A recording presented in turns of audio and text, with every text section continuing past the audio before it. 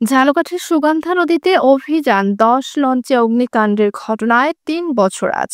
স্মরণকালের সবচেয়ে ভয়াবহ লঞ্চ দুর্ঘটনায় এদিন প্রাণ হারিয়েছিল ৪৯ জন যাত্রী। ভয়াবহ সুগন্ধা ট্র্যাজেডির ৩ বছর অতিবাহিত হলেও সেই রাতের স্মৃতি এখনো দগদগে ভুক্তভোগীদের কাছে। অনেক পরিবারই একমাত্র উপার্জনক্ষম ব্যক্তিকে হারিয়ে দিন কাটাচ্ছে চরম অনিশ্চয়তায়। সরকারি বিভিন্ন প্রকল্পের মাধ্যমে অসহায় অসচ্ছল পরিবারগুলোকে পুনর্বাসনের আশ্বাস দিলেন জেলা প্রশাসক।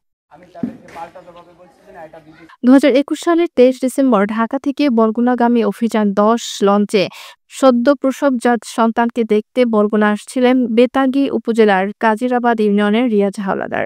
সুগন্ধা নদীতে লঞ্চ দুর্ঘটনায় অগ্নিদগ্ধ হয়ে মারা যান তিনি। পরিবারের একমাত্র উপার্জনক্ষম ব্যক্তি স্বামী রিয়াজ হাওলাদারকে হারিয়ে বাকরুদ্ধ হয়ে পড়েছিলেন স্ত্রী মুক্তা আক্তার। ২ সন্তান, শ্বশুর শাশুড়ি নিয়ে এখন দুর্বিষহ দিন কাটছে তার। স্বামীকে হারানোর পর থেকেই তাদের জীবনে নেমে এসেছে বিষাদের কালো মেঘ। ২১ সালের ডিসেম্বর মাসের ২৩ তারিখ অভিযান লঞ্চে আমার হাজবেন্ড রওনা দিয়েছে। পরে রাত্রে ১টা বাজে আমার স্বামীর সাথে আমরা কথা বলছি যে আইতেছে। কইছে কত দূর আইছো? কইতে এই তো বরিশালের কাছাকাছি এ পড়ছি। আমার ছেলে নিয়ে আমি হাসপাতালে ছিলাম। ওই দিন এই হাসপাতালে আইসে পর আইবে কইছে সকালে বড় হইলে আইবে। বড় হয়েছে ৮টা বাজে আমি ফোন দিই, ফোনের নাম্বার বন্ধ, মোবাইলে আর ফোন দিয়ে আর পাইনি। ৩ বছর আগে আমার জীবনে বড় ঘটনা আর কেউ নাই।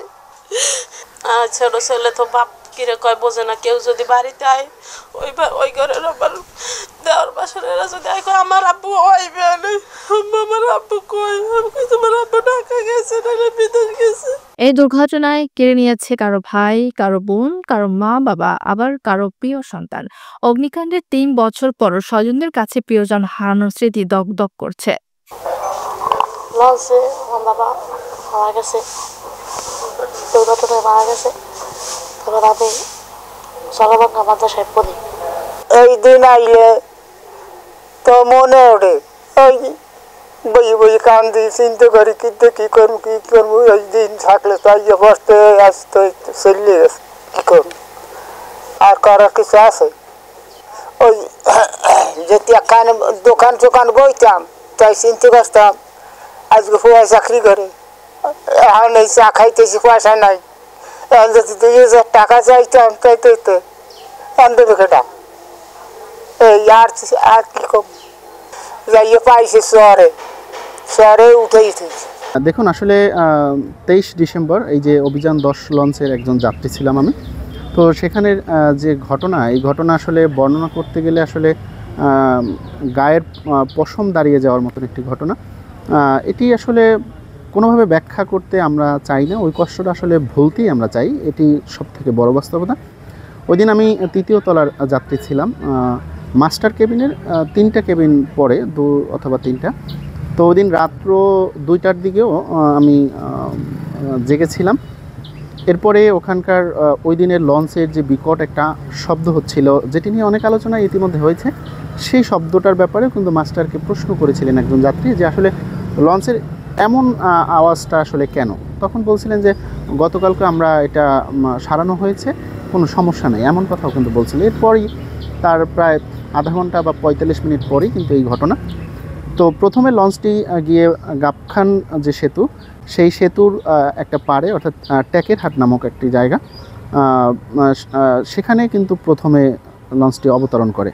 তো ওখানকার জায়গাটা ছিল অনেকটা গভীরতম জায়গা, যার কারণে লঞ্চটা ধাক্কা খেয়েই কিন্তু সেখান থেকে আবার পিছনে চলে আসে।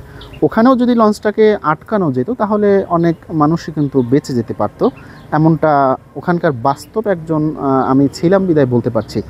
আর চোখের সামনে মানুষ পুড়তে দেখা, এটি আসলেই খুবই কষ্টকর অভিজ্ঞতা। এটি আসলে কখনোই চাই না যে এমন অভিজ্ঞতা কারো জীবনে ঘটুক।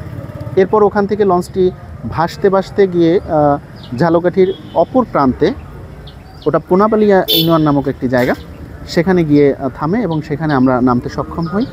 লঞ্চটি যেখানে একদম থেমেছিল সেখানে গিয়ে আমরা ওখানকার যে মানুষ, ওই এলাকার মানুষ, তারা বাঁশ নিয়ে এসেছে, বাঁশ দিয়ে আমরা চেষ্টা করেছি মানুষ নামাতে। তখন দেখতেছিলাম যে তার পুরো শরীর আগুনে জ্বলতেছে। এমন অভিজ্ঞতা আসলে খুবই দুঃখজনক। এটি আসলে কোনোভাবেই কাম্য নয়। আমরা চাই যে এমন ঘটনা যাত্রাপথে মানুষের সাথে আর না ঘটুক, সেটি যাতে আর কোনোভাবেই না ঘটে। 2021 সালের 23 ডিসেম্বর ঢাকা থেকে ছেড়ে আসা বরগুনাগামী অভিযান 10 লঞ্চ 24 ডিসেম্বর ভোররাতে ঝালকাঠির সুগন্ধা নদীতে পৌঁছালে অগ্নিকাণ্ডের ঘটনা ঘটে। এতে নিহত হন 49 জন। ঘটনার পর 25টি মরদেহ স্বজনদের কাছে হস্তান্তর করা হলেও অজ্ঞাত পরিচয় 24 জনকে দাফন করা হয়। অজ্ঞাত পরিচয় দাফন করা 24টি মরদেহ শনাক্তের জন্য 51 জনের নমুনা সংগ্রহ করে সিআইডি। এই 24 জনের মধ্যে 16 জনের পরিচয় শনাক্ত হয়েছে সিআইডির টিএনএ টেস্টে। এই ভয়াবহ অগ্নিকাণ্ডের ঘটনায় নিহত ব্যক্তিদের স্বজনদের বিকল্প কর্মসংস্থানের মাধ্যমে আর্থিকভাবে স্বাবলম্বী করে গড়ে তোলার দাবি সচেতন মহলের। এবং যে সকল পরিবার তাদের স্বজনদের হারিয়েছে, বিশেষ করে সন্তান, মেয়ে, যারা উপার্জনক্ষম ব্যক্তিকে যারা হারিয়েছে, সে সকল পরিবারের শিক্ষিত যারা রয়েছে তাদেরকে কর্মসংস্থান করা খুবই জরুরি। তা নইলে আর্থিক খুবই অনটনের মধ্যে সে সকল পরিবার রয়েছে।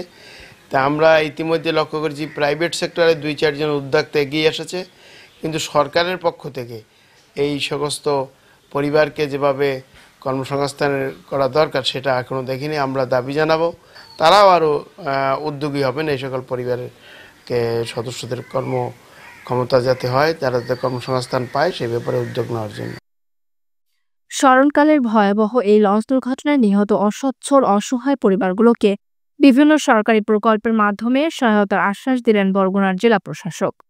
2021 সালের লঞ্চ দুর্ঘটনায় যারা মৃত্যুবরণ করছেন তাদের পরিবারের প্রতি সহমর্মিতা জানাচ্ছি, এবং তাদের মধ্যে যারা এখন অসচ্ছল আছেন তারা যদি আমাদের কাছে আসে যে কোনো ধরনের সাহায্যের জন্য আমরা চেষ্টা করব তাদেরকে সেই সাহায্যটা করার জন্য। এছাড়াও তারা যেহেতু বরগুনার অধিবাসী, আমাদের অনেকগুলো সরকারি বিভিন্ন ধরনের সহযোগিতা আমরা করে থাকি, সেই সহযোগিতার আওতায়ও তারা যদি আমাদের কাছে যোগাযোগ করে আমরা সেই সহযোগিতার আওতায় তাদেরকে নিয়ে আসার চেষ্টা করব। সুগন্ধা ট্র্যাজেডি বারবার মনে করিয়ে দেয় দক্ষিণাঞ্চলের নৌপথে যাত্রীদের নিরাপত্তাহীনতার কথা। তাই নৌপথে চলাচলকারী লঞ্চগুলোতে নিরাপত্তা সরঞ্জাম বৃদ্ধির দাবি সচেতন মহলের।